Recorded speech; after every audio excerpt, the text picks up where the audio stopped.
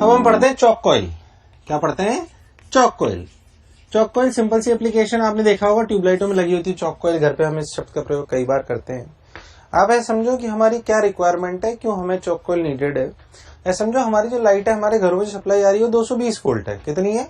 220 volt. अब अगर हमें 220 वोल्ट की सप्लाई है, ठीक है भाई, अच्छी बात है, 220 वोल्ट की सप्लाई है। पर दिक्कत ये है कि हमारी लाइट जो है ना, जैसे ट्यूबलाइट है हमारी, ऐसा समझो इसे 220 वोल्ट की सप्लाई नहीं चाहिए, इसे 40 वोल्ट की चाहिए या 50 वोल्ट की चाहिए।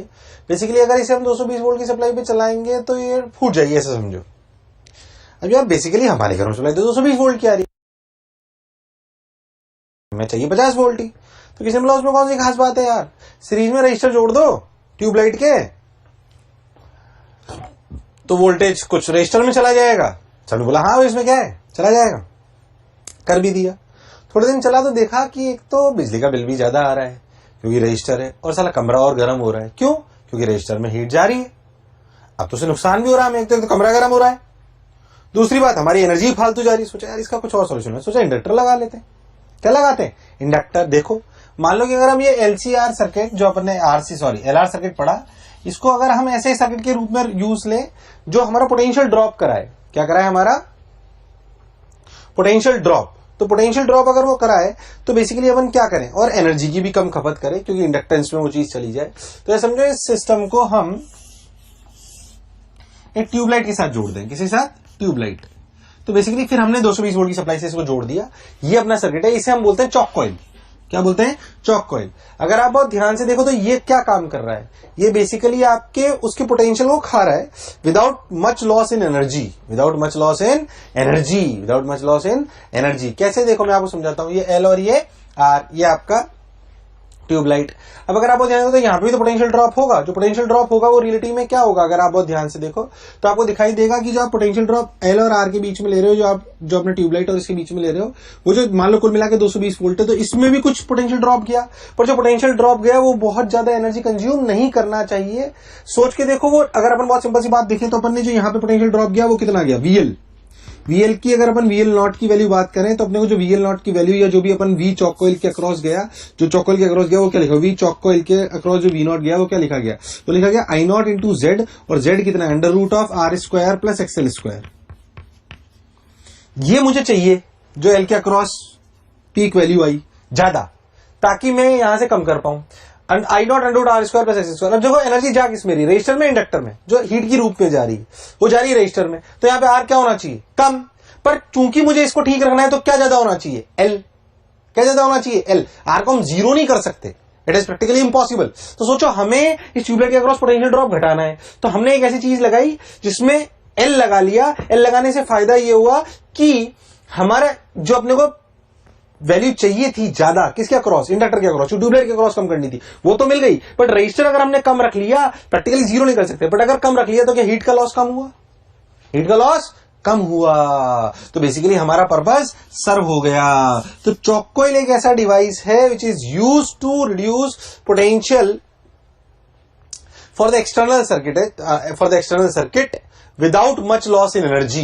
Without much loss in energy. तो सोचो एक अच्छे चॉक कॉइल की क्वालिटी क्या है? एक अच्छी चॉक कॉइल की क्वालिटी क्या है? एक अच्छी चॉक कॉइल तब होगी जब इंडक्टेंस तो होगी ज्यादा और रेजिस्टेंस होगी कम, क्योंकि रेजिस्टेंस होगी कम तो लॉस होगा कम, और इंडक्टेंस होगी ज्यादा तो जो हमारा पर्पस है कि हम पोटेंशियल ड्रॉप कराना चाहते हैं उसके अक्रॉस, वो हमारा पर्पस सर्व हो जाएगा। बोलो क्लियर एकदम? So it is a simple use of LR circuit. What? LR circuit. जो बनाया हो बनाओ, जो लिखा रहा हूं लिखो। क्या लिखना है? सुने, लिखें। A good chalk coil have high inductance and low resistance. A good chalk coil have high inductance and low resistance, and it is used to reduce potential in the circuit without much loss in energy. Without much loss in energy. Without much loss in energy. खैर energy की चर्चा की बात करते हुए हम एक और चीज इसमें पढ़ते हैं जिसे बोलते हैं पावर फैक्टर। क्या बोलते हैं? Power factor. क्या होता है ये पावर फैक्टर? बहुत इंपॉर्टेंट टर्म है। आपने कभी कभी शायद अपने बिजली के बिल में भी ये सब बातें सुनी हो कि पावर फैक्टर क्या है, कैसे काम करता है, कैसे चीजें करती है। चलो भाई, बहुत बढ़िया, पावर फैक्टर पे चर्चा करते हैं। एक्चुअली क्या है, मैं आपको पहले एक सिंपल सी बात बताता हूं। मान लो आप इतने सारे सर्किट अभी तक पढ़ चुके, पावर पे चर्चा करते हैं। मान लो ये करंट है आई, ये है वी। मान लो आई की इक्वेशन आई नॉट साइन ओमेगा टी, कुछ तो इनके बीच में एंगल है अल्फा, तो v की वैल्यू क्या हो गई, V not sine omega T plus alpha. ये प्लस माइनस दोनों हो सकता है। हमने बहुत सारे सर्किट पढ़े, आलसी एल आर ऐसे अपन सारे सर्किट पढ़ लिए। इन पे अपन एनर्जी की चर्चा कर लेते हैं, जो अपन v बराबर V not sine omega T. मान लो इस तरीके का आई और v का कोई भी जनरल सर्किट है, उसमें आई और v का कुछ ऐसा रिलेशन है। कोई भी सर्किट आर एल आर, अगर आप ध्यान से देखो तो प्योरली कैपेसिटिव होगा तो करंट और इसमें π/2 एंगल होगा, प्योरली इंडक्टिव होगा तो भी π/2 होगा। एल आर होगा, कौन होगा, एल आर। अगर एल आर होगा, एक मिनट, हाँ, तो v बराबर V not sine omega T plus alpha, I बराबर I naught sine omega T, इस तरीके का अपना रीजन है। अच्छा ठीक भाई। अब अगर आप बहुत ध्यान से देखो तो इंस्टेंटेनियस पावर, पावर क्या होती थी आपको याद करो, पावर होती थी वी आई। क्या होती थी, वी आई। वी कितना, V not sine omega T plus alpha I naught sine omega T. बोल सही की गलत? बिल्कुल सही। इसको से लिख लो, V not I naught sine omega T plus alpha. बोलो सही है क्या? एकदम बिल्कुल सही। ध्यान से देखो तो पावर है, ध्यान से देखो power is a function of time T है। हमें पावर चाहिए कंज्यूम्ड या पावर एवरेज चाहिए? पावर एवरेज की बात करते हैं हम तो। अगर एवरेज पावर निकालना तो अभी आपको थोड़ी देर पहले सिखाया था पावर एवरेज निकालने का तरीका। कोई भी फंक्शन जो टी का फंक्शन हो उसकी पावर निकालने का तरीका है integral P T D T upon integral D T. याद है? भूल गया? अपन ने करा था। हाँ भाई बिल्कुल। ध्यान दे, यहाँ पे ऐसा करेगा तो देखते रहो क्या दिखाई देगा। वी नॉट आई नॉट तो बाहर आ जाएगा। थोड़ा सा तेज बताता हूँ क्योंकि ये कैलकुलेशन है pure. Sign omega T plus alpha को लिख सकते हैं sign omega T cos alpha plus sine alpha cos omega T. Yes और नो? जब आप पहली टर्म को अंदर ले जाओगे तो आपकी टर्म्स कैसे बनेगी? ध्यान से देखो, आपकी टर्म्स बनेगी sign square omega T cos alpha plus sine alpha sign 2 omega T by 2। बोलो क्लियर? अगर आप बहुत ध्यान से देखो तो एवरेज लेने के लिए इसको ऐसे लिखें, पी एवरेज। देखना सबको समझ में आएगा। V not I nought cos alpha average of sine square omega T D T by T plus sine alpha by 2 average of sine 2 omega T D T by T D integral D T या T जो भी लिखना हो। ध्यान से देखो तो इसका एवरेज साइन का होगा 0 और sign square omega T D T by 2 T का एवरेज आएगा हाफ। कितना आएगा? हाफ। तो देख पावर एवरेज की वैल्यू क्या हुई? पावर एवरेज की वैल्यू हुई V not I nought cos alpha by 2। तो देखो पावर एवरेज को लिखा जा सकता है, ध्यान से देखो, I R M S E R M S cos alpha. One of the most important formula again, V R M S I R M S cos alpha. देख ऐसा फॉर्मूला आपने सब पढ़ा है पावर एवरेज का। वी आई रजिस्टर के लिए, purely resistive circuit के लिए ई और आई में कितना एंगल होता है? 0, तो कॉस 0 के लिए 1। ये कॉस अल्फा क्या कहलाता है? This cos alpha is known as power factor. Power factor हर सर्किट के लिए अलग अलग है। ये क्या है? Cos alpha, power factor. ध्यान देखो, I R M S E R M S cos alpha क्या है? Power factor. दिखाई दे रहा है सबको पावर फैक्टर? अब हर सर्किट में अलग अलग पावर फैक्टर पूछे जाते हैं आपसे। आपके जो घरों में सप्लाई आती है उसमें भी पावर फैक्टर यूज होता है। अगर हम कुछ ऐसी चीजें यूज करें जिसमें पावर फैक्टर 90% से कम आने लग जाए, मतलब सरकार की एनर्जी वेस्ट हो रही हो, जो गवर्नमेंट सप्लाई अपने को दे रही है, तो अपने पे पेनल्टी लगाना चालू कर देती है। कभी बिल देखो तो ध्यान देना, उसमें पावर फैक्टर टाइप की एक चीज होती है। जनरली घरों में जितनी भी चीजें हम यूज करते हैं उनके पावर फैक्टर सब 90, 95, 99% होते हैं। क्योंकि अगर पावर फैक्टर कम होगा तो basically we are wasting our resources और वेस्टिंग अवर इलेक्ट्रिसिटी। तो ये पावर फैक्टर बहुत इंपॉर्टेंट है। उसका फॉर्मूला है P average equals to I R M S E R M S into cos alpha, where cos alpha is the power factor. उतार लो screen stop करके, फिर आगे बताता हूं। देखो आ जाओ, पावर फैक्टर पे और चर्चा अपन करते हैं। सिंपल सिंपल सी हर सर्किट जो अपन पढ़ते हुए आए हैं उसके बारे में उसकी चर्चा कर लेते हैं। देखिए ध्यान से, इधर देख, देख कैसे।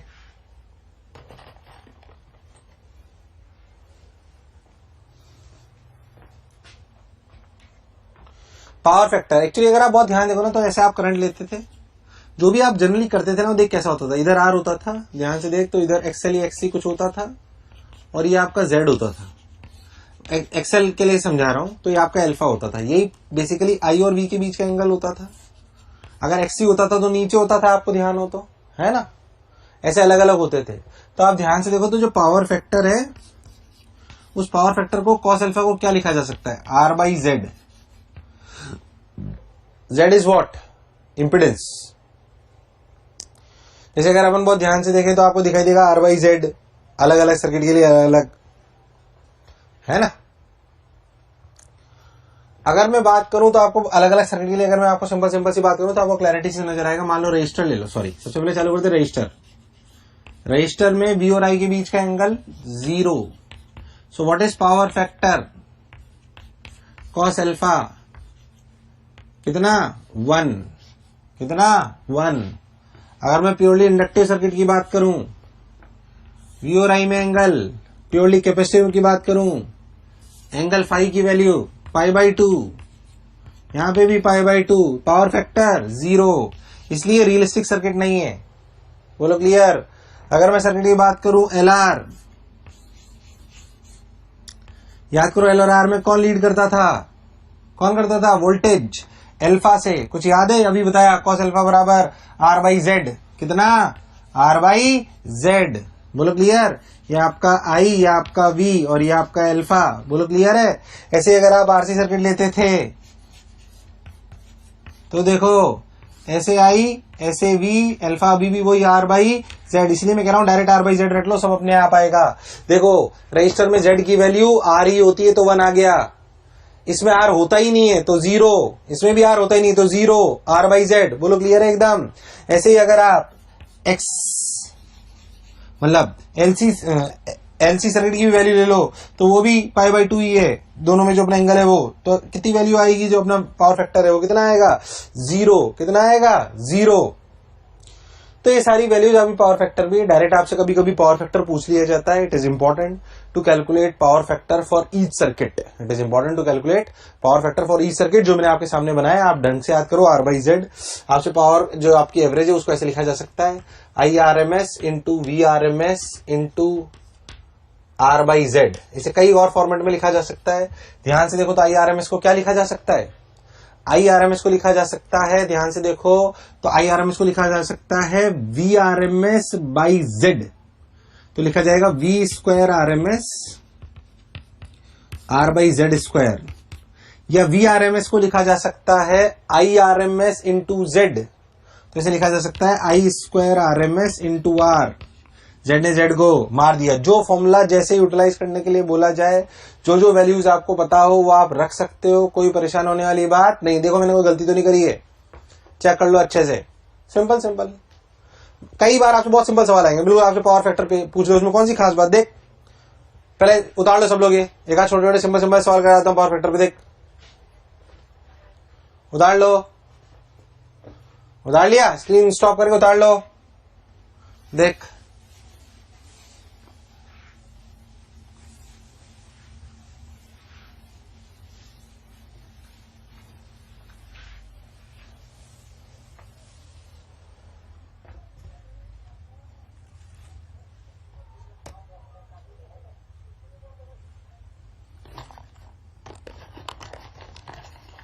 चलो आओ।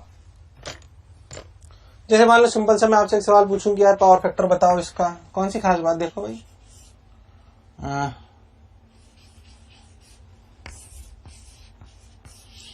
एक्सएल की वैल्यू 4, इसकी वैल्यू 3, तो पावर फैक्टर कितना हुआ cos alpha R by Z. R कितना है भाई 3, जेड कितना है भाई 5, खत्म 0.6 पावर फैक्टर छुट्टी। बस इतना ही, ऐसी चीजें पूछते हैं सिंपल सिंपल सी। पावर फैक्टर की वैल्यू समझ में आनी चाहिए। पावर पूछी जाए सर्किट में तो power average I R M S V R M S. अब मान लो मैं आपको पावर पूछ ली सर्किट में कितनी है, मान लो मैं आपसे बोलूं कि भाई ये इक्वेशन दी गई है आई बराबर 2 साइन ओमेगा टी, ऐसे दी हुई है मान लो। अब आपसे पूछे बताया पावर बताओ, तो आपने देखा भाई पावर का फॉर्मूला होता है I R M S V R M S, तो आपने सोचा इसको मैं ऐसे भी तो लिख सकता हूँ I square R M S into cos into R, या पावर फैक्टर से भी लिख सकता हूँ, जैसे आपको अच्छा लगे। तो आई आर एम एस कितना है, देखो भाई 2/√2 कितना है 2/√2, और वी आर एम एस कितना है भाई, VRMS क्या होगा? VRMS होगा IRMS बाई Z। VRMS क्या होगा? IRMS into Z। तो आप लिख दो